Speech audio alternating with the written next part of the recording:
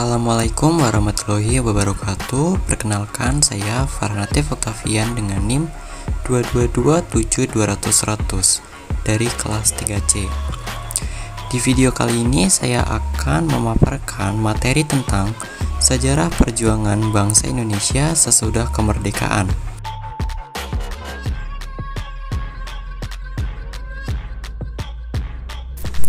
Tugas ini dibuat untuk memenuhi ujian akhir semester di mata kuliah Pendidikan Kewarganegaraan dan Pancasila dengan dosen pengampu Dr. Ujang Jamaluddin, MSI, MPD.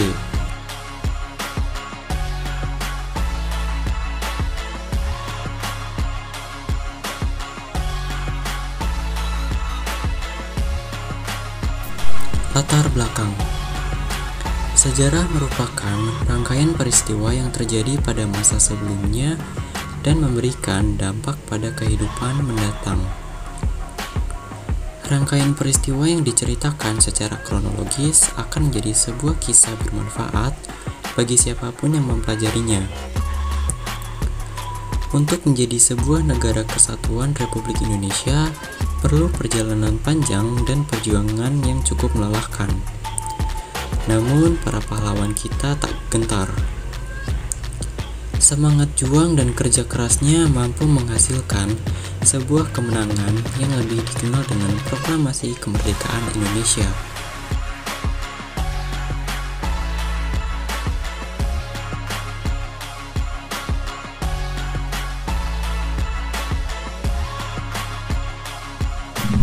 Pertempuran sesudah kemerdekaan.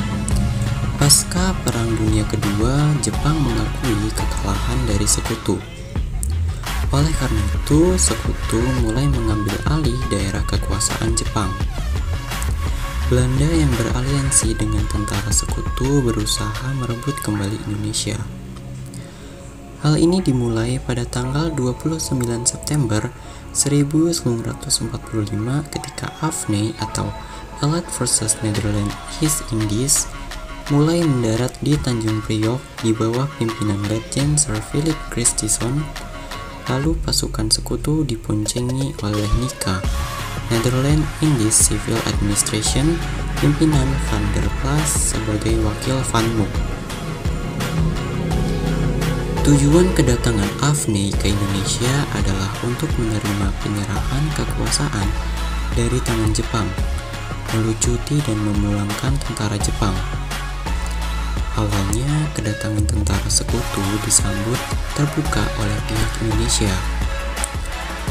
Namun, setelah diketahui bahwa pasukan Sekutu tersebut diboncengi NICA yang dengan terang-terangan ingin menegakkan kembali kekuasaan Hindia Belanda, maka sikap Indonesia pun berubah menjadi curiga dan mulai memerangi mereka. Peperangan tersebut terjadi di berbagai daerah di Indonesia. Berikut ini beberapa pertempuran yang ada setelah kemerdekaan.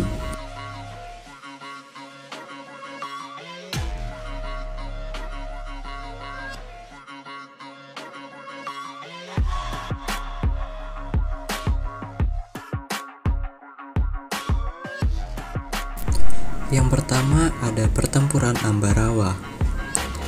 Peristiwa ini dimulai saat pasukan Sekutu di bawah pimpinan Brigjen Battle mendarat di Semarang pada tanggal 20 Oktober 1945. Pasukan Sekutu yang sedang menuju Magelang membuat kerusuhan.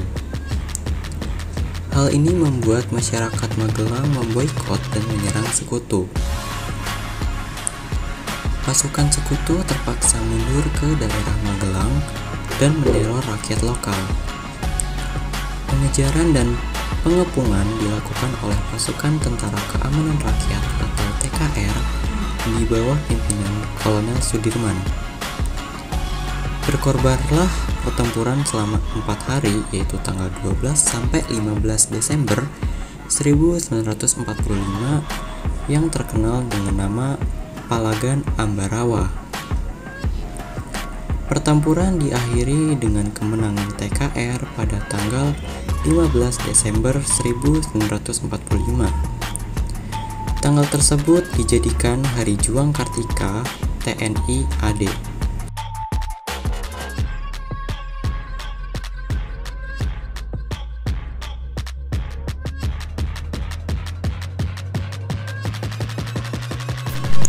Lalu yang kedua yaitu Pertempuran Surabaya. Pada tanggal 25 Oktober 1945, sekutu di bawah komando Brigjen A.W.S. Malabi tiba di Surabaya. Pada tanggal 28 Oktober 1945, terjadi pertempuran antara rakyat Surabaya melawan sekutu yang menewaskan Brigjen A.W.S. Malabi. Hal tersebut membuat sekutu murka dan meminta rakyat bersenjata menyerahkan diri pada tanggal 9 November 1945 sebelum pukul 18.00. Jika ultimatum tidak dipenuhi, sekutu akan menyerang Surabaya pada tanggal 10 November 1945. Namun, rakyat Surabaya tidak mengindahkan ultimatum tersebut. Bung Tomo justru berhasil membakar semangat para rakyat Surabaya dalam melakukan perlawanan terhadap sekutu. Oleh karena itu, terjadilah pertempuran berdarah pada 10 November 1945. Tanggal tersebut akhirnya ditetapkan menjadi Hari Pahlawan.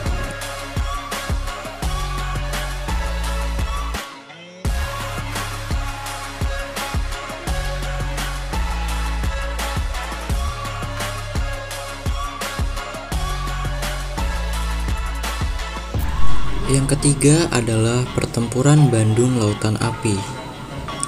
Awal peristiwa Bandung Lautan Api dimulai ketika pada tanggal 13 Oktober 1945,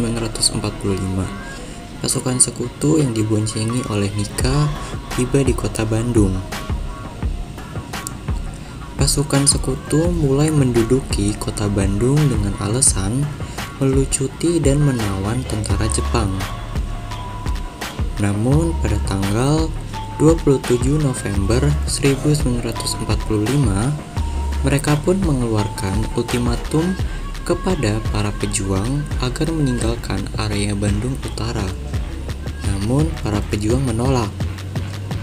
Baru setelah pemerintah pusat Jakarta turun tangan, Tentara Republik Indonesia atau disingkat TRI bersedia mengosongkan Bandung. Sebelum meninggalkan Bandung pada tanggal 23 hingga 24 Maret 1946, para pejuang menyerbu pos-pos sekutu dan membumi hanguskan kota Bandung. Peristiwa ini disebut dengan Bandung Lautan Api.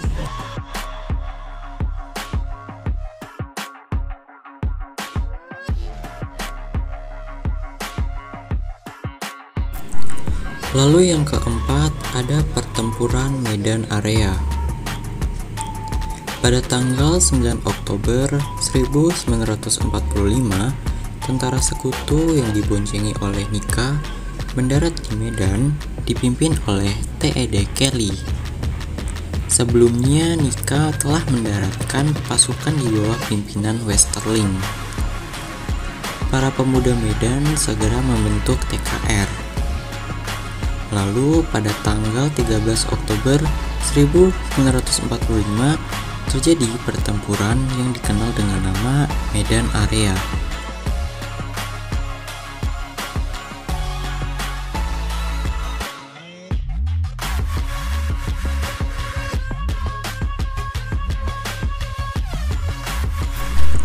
Lalu yang terakhir yaitu Pertempuran Puputan Margarana.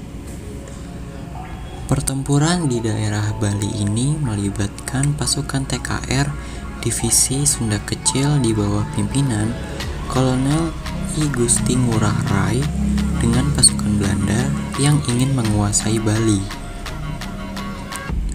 Peperangan terjadi pada tanggal 20 November 1946 dini hari sampai dengan siang hari.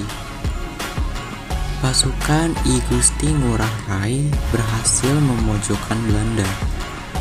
Namun Belanda yang terdesak segera memanggil bala bantuan. I Gusti Ngurah Rai beserta segenap pasukannya terus memaksa bertahan hingga titik darah penghabisan.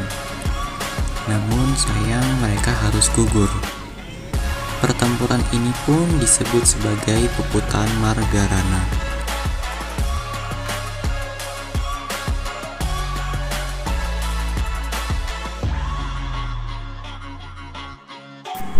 Selanjutnya yaitu perundingan sesudah kemerdekaan.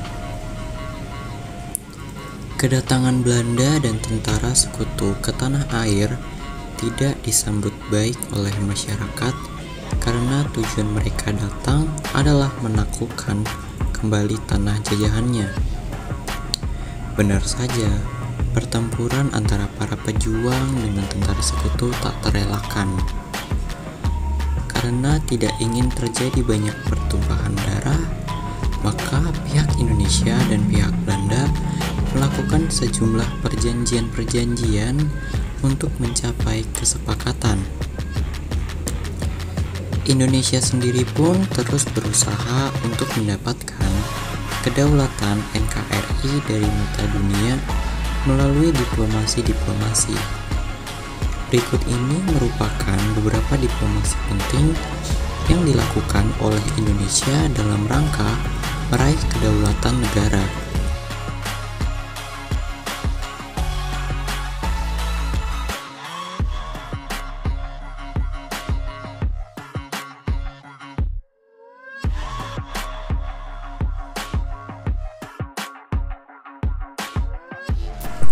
Yang pertama yaitu Perundingan Linggarjati.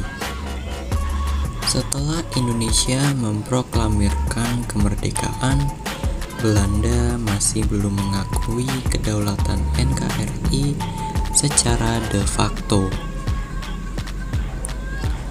Oleh karena itu, diadakan sebuah perundingan antara Indonesia dan Belanda untuk membahas hal tersebut. Perundingan tersebut adalah Perjanjian Linggarjati yang dilakukan di Kuningan, Jawa Barat pada tanggal 10 sampai 15 November 1946 dan disahkan pada tanggal 25 Maret 1947. Indonesia sendiri diwakili oleh Sultan Syahrir dan Belanda diwakili oleh Profesor Schermerhorn.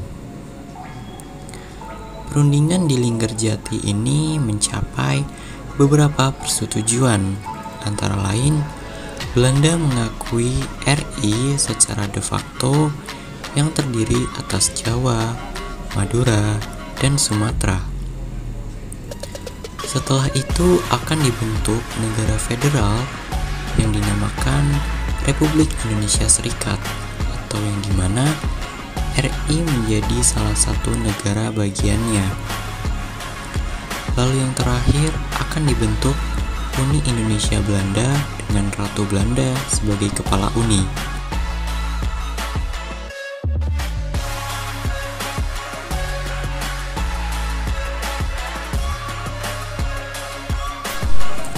Lalu yang kedua yaitu Perundingan Renville.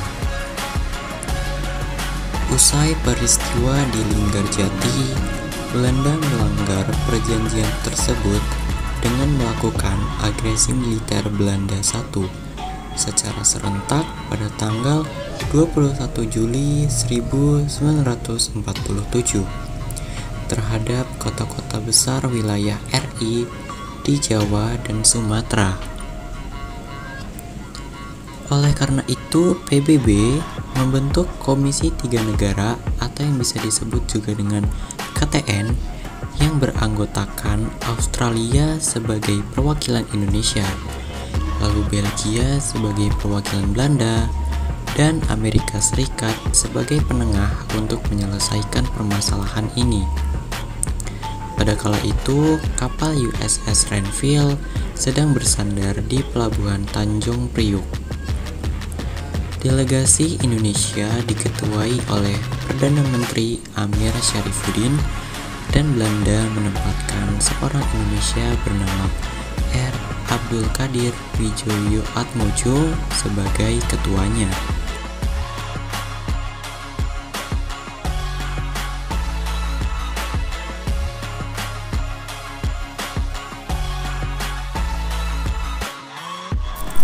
Yang ketiga yaitu perundingan Roem-Royen. Belanda kembali melanggar perjanjian Renville dengan melancarkan agresi militer Belanda II. Hal ini menyebabkan Indonesia terpaksa mendirikan pemerintahan darurat Republik Indonesia di Bukit Tinggi, Sumatera Barat. Lalu, setelah mendapatkan kecaman dari dunia internasional, barulah Belanda mau mengadakan perundingan kembali dengan Indonesia. Dalam perundingan ini dinamakan dengan Perundingan Roem-Royen yang digelar di Jakarta pada tanggal 7 Mei 1949. Sedangkan yang menjadi mediator perundingan adalah Merle Coran dari UNCI. Hasil dari perundingan ini adalah menghentikan perang gerilya dan Indonesia Belanda bekerja sama dalam memelihara ketertiban dan keamanan.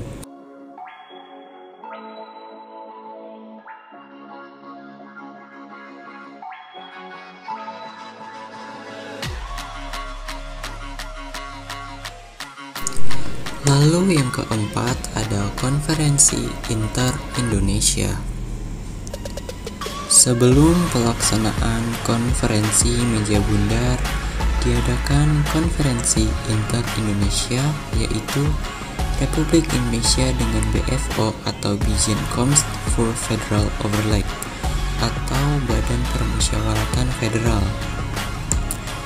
Mula-mula diselenggarakan di Yogyakarta pada tanggal 19 sampai 22 Juli 1949.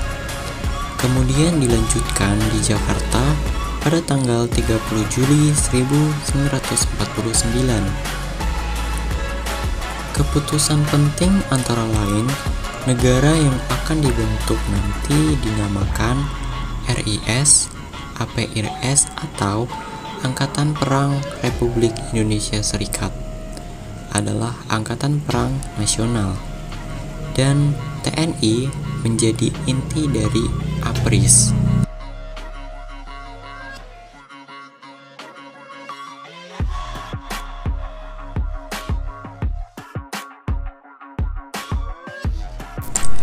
Lalu yang terakhir yaitu Konferensi Meja Bundar. Konferensi Meja Bundar dilaksanakan di Den Haag, Belanda. Delegasi Belanda dipimpin oleh Van Marsieven. Delegasi Indonesia dipimpin oleh Dr. Andes Muhammad Hatta. Sedangkan untuk delegasi BFO atau Forum Permusyawaratan Federal yang terdiri atas negara-negara boneka buatan Belanda dipimpin oleh Sultan Hamid II. Sidang ini berlangsung pada tanggal 23 Agustus hingga 2 November 1949. Konferensi Meja Bundar menghasilkan beberapa keputusan penting, yaitu Belanda mengakui kedaulatan Indonesia paling lambat tanggal 30 Desember 1949. Selain itu, Indonesia berbentuk negara serikat dan merupakan sebuah uni dengan Belanda. Uni Indonesia Belanda dipimpin oleh Ratu Belanda. Namun, permasalahan Irian Barat masih merupakan daerah perselisihan dan akan diselesaikan dalam waktu 1 tahun. Meskipun tidak memuaskan banyak pihak, tetapi itulah hasil optimal yang diperoleh. Pada akhirnya, tanggal 27 Desember 1949 dilakukan penyerahan kedaulatan dari Belanda kepada RIS. Baiklah, itu tadi merupakan pemaparan materi dari sejarah perjuangan bangsa Indonesia sesudah kemerdekaan. Terima kasih telah menonton video ini. Mohon maaf bila ada kesalahan kata. Wassalamualaikum warahmatullahi wabarakatuh.